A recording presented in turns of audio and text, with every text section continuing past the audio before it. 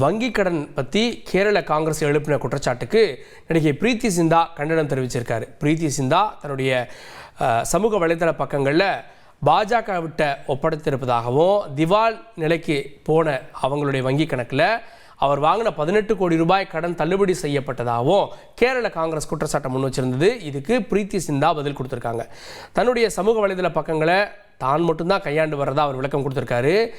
என்னுடைய கடனை யாரும் தள்ளுபடி செய்யலை, போலி செய்திகளை காங்கிரஸ் பரப்புறது வெட்கக்கேடானது அப்படின்னு விமர்சிச்சிருக்காரு.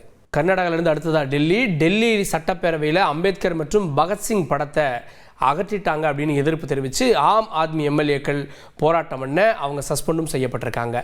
டெல்லியில் புதிய பாஜக ஆட்சியினுடைய முதல் சட்டமன்ற கூட்டத்தொடர் நடக்குது. முதலமைச்சர் மற்றும் அமைச்சர்கள் அலுவலகத்தில் இருந்த அம்பேத்கர் மற்றும் பகத்சிங் படங்களை அவங்க அகற்றிட்டாங்க அப்படின்னு சொல்லிட்டு எதிர்ப்பு தெரிவித்து கோஷங்களை எழுப்பியிருக்காங்க. முன்னாள் முதலமைச்சரான அதிசி உள்ளிட்ட 12 ஆம் ஆத்மி எம்எல்ஏக்கள் இவங்க எல்லாரையும் கூண்டோடு தூக்கி வெளியேற்றி சஸ்பெண்டும் செஞ்சிருக்காங்க. செய்திகளை உடனுக்குடன் தெரிந்து கொள்ள உடனே சப்ஸ்கிரைப் பண்ணுங்க.